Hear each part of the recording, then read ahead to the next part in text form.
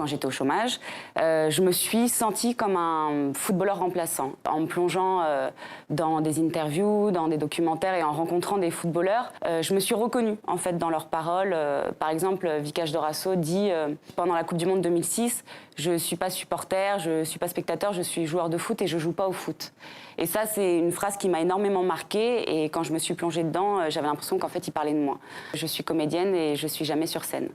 J'encourage mes camarades, je viens applaudir les gens au théâtre, mais moi, je suis assise sur le banc de touche et jamais dans la lumière. Donc c'est ça, c'est ce parallèle-là qui m'intéressait, cette frustration et ce qui fait qu'on tient quand on nous dit non, quand on ne rentre pas sur un terrain, quand on ne rentre pas sur scène. Je ne suis pas Cantona. Je ne suis pas Papin. Je ne suis pas Ginola. Je suis Zinedine Zidane.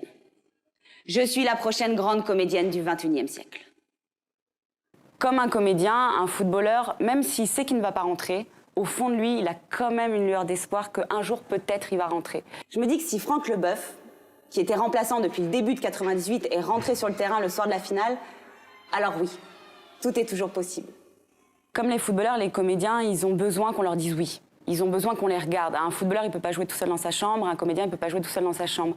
Et on a besoin du regard des autres pour exister. Donc oui, j'ai l'impression qu'on a besoin d'une reconnaissance comme eux, quoi. C'est pour être validé, pour se sentir légitime et pour avancer. On a besoin d'un oui. C'est pas parce que tout n'a pas réussi qu'il faut définitivement baisser les bras. En tout cas, moi, j'ai envie d'y croire. J'ai envie de croire que ces 20 prochaines années vont nous surprendre. On connaît beaucoup Aimé Jacquet pour sa victoire de 98, mais peu pour ses échecs. Comme moi, je suis partie d'un constat d'échec, de chômage, j'ai voulu avoir cette figure de référence en me plongeant dans ses échecs à lui. Ce qu'on ne sait pas, c'est qu'il a été viré plusieurs fois, qu'il a été extrêmement critiqué avant et pendant la Coupe du Monde. Et c'était cette figure de persévérance face à l'échec et aux critiques qui m'intéressait. En 1993, il est le sélectionneur adjoint de l'équipe de France aux côtés de Gérard Houllier et participe à l'un des plus gros traumatismes du football.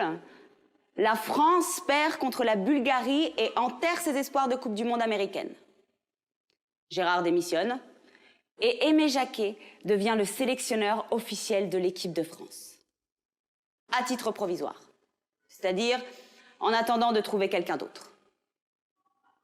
Contre toute attente, Aimé Jacquet reconstruit l'image des Bleus et qualifie l'équipe de France pour l'Euro 96.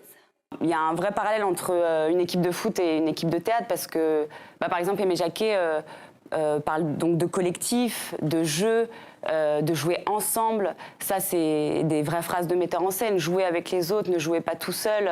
Pensez à la pièce, ne pensez pas à vous. Il y a vraiment un vrai parallèle. C'est la même chose. Il y a un leader et il y a des gens qui suivent derrière. Et c'est pour arriver à faire quelque chose de collectif et une œuvre.